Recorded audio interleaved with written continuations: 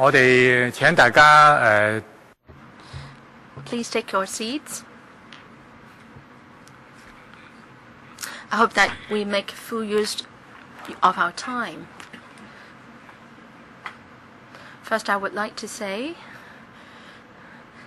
that in this public hearing, the first objective is to express your views. Members of the committee will get to hear them, and that's the first thing and most important. Now, if members have questions and the administration can give an instant answer, then that would be best. But whether the answer is satisfactory is a matter of opinion. If the answer is way out, then a lot of people will know. Then, as chairman of the meeting, I hope that you would abide by the rules of the meeting. And please don't interrupt others when they are speaking. Likewise, I would like to give you sufficient time to air your views. So individuals may get a third chance to speak in the meeting today. So let's not try to antagonize each other. It's really a platform for you to express your opinions.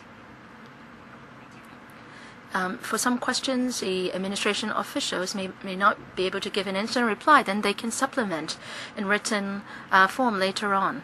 Now, I would like to ask the Permanent Secretary to continue on increasing land supply. The administration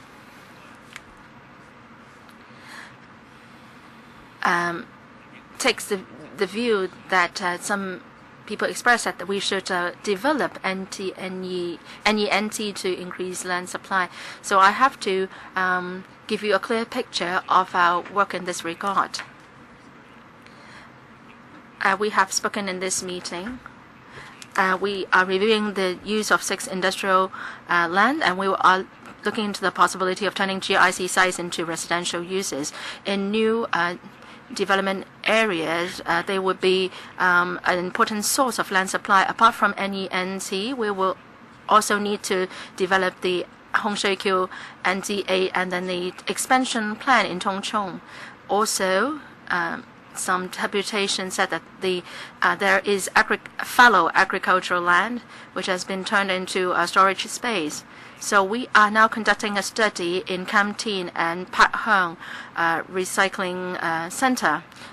We are also looking into revitalizing the use of quarry sites, Anderson Road and Cha Kwa Lang. The objective facts are these. We need to, in face of the increasing population in Hong Kong, to continue increasing the land supply. Some deputations also also raised that the increase in population will be rather slow, and we have to draw up an appropriate population policy. Our colleagues are undertaking a study on the population policy. I won't go into that. Now, the facts are these. The latest information shows in the next 30 years, there will be an additional 1.4 million people in Hong Kong. The average household family members will experience a drop in the number. So that means that the need for housing flats will increase. So that's why we have to undertake all these kinds of studies. Some deputations are concerned about agricultural activities. In the PE1 and 2 exercises, we have received a lot of opinions. In the 3 new NDAs, according to estimates by experts, the agricultural land affected will be 22 hectares in size. So in the PE3 exercise, we recommended that the 37 hectares in Long Valley will be reserved as nature park, and then the agricultural activities can be contained therein. And then in the south, 2 plots around 45 hectares in total. In Fanling North, in Futayao, 9 hectares will be reserved for agricultural activities. So there will be in total 91 hectares of farming land provided. For those farmers affected, they may have to find some other sites to continue with their farming activities. So AFCD is now looking into finding private land for interested farmers to continue with their farming activities. This will go on. And some deputations also said that we should strengthen our work in this regard. We will relay your views to the AFCD. Now, there is now 3,280 hectares of farming land in Hong Kong territory-wide.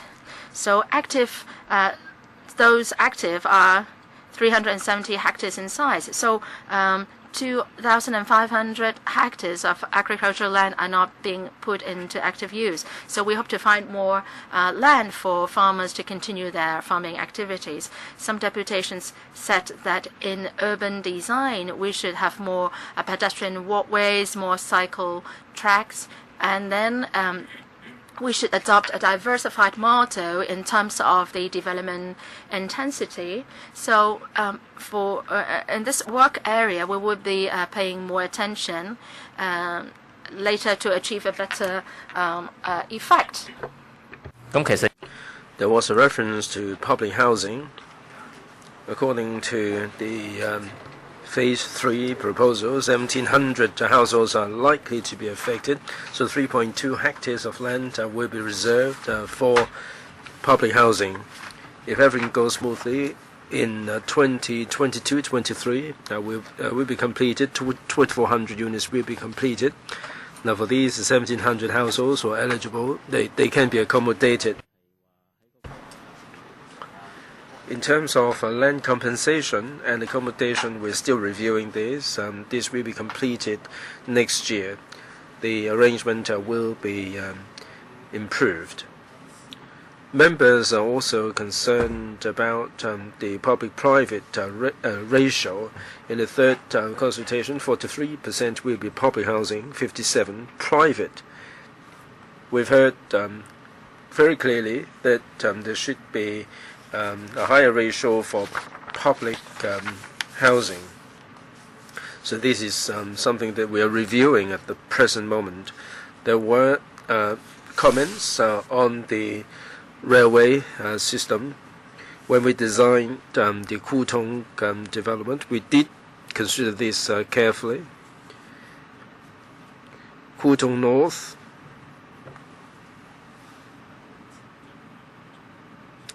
well, we have the plan to make railway development as the backbone of transport, and the Kutong transport will be based on railway, and the residential dwellings will be concentrated within 500-meter radius of the railway system. There was a mention of Futayao. Mr. Chen mentioned the reprovisioning of the police facilities. In our study, we will examine whether there are alternative arrangements. Madam Zhang can talk a bit more about the Futayao. There was also mention of the golf course. As we said, we haven't started any technical studies, so it is impossible for us to say today what sort of development it is suited for. Even if it is suitable, this is not a substitute model, because the Northeast anti-development has been subject to a lot of studies before. Indeed, by comparison with Pudong, it is further away from the railway station. In Kutong North, as we said, we try to concentrate the population within 500-meter radius of the railway station. Futayao, I defer to Madam Zhang.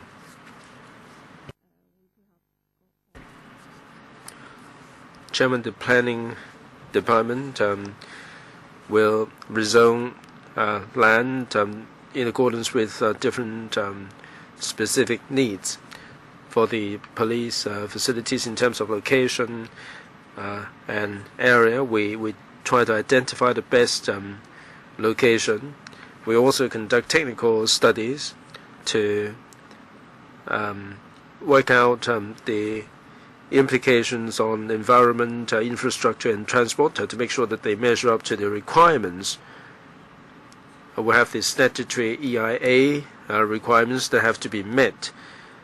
As the Permanent Secretary said, we have received feedback during the PE3. We will examine whether adjustments will be made in the light of the comments.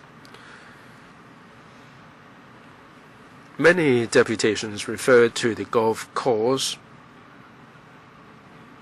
Now, many feel that the golf course is or can be a substitute model for development, and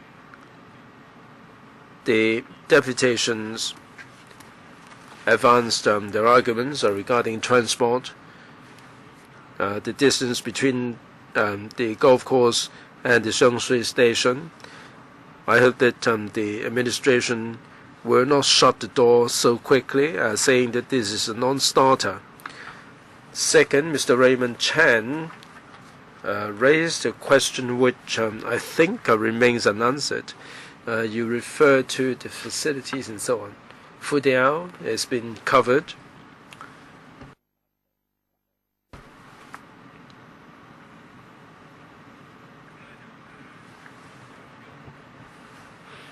It is about time to wrap up. Well, the Permanent Secretary said there will be a written reply regarding collusion between the government and the rural people. And this is by the Secretary, right? That has been promised. So please furnish us with the information. I think it's about time to bring it to a close. 1 minute to Mr. Leung. I hope that the Secretariat will list all the questions for the administration. That will save us a lot of argument. We look forward to a written reply.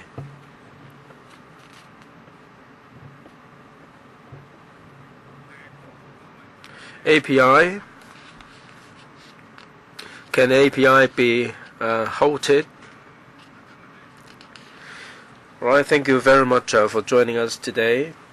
This is time to take a break for lunch. We come back at 2:30 in the afternoon.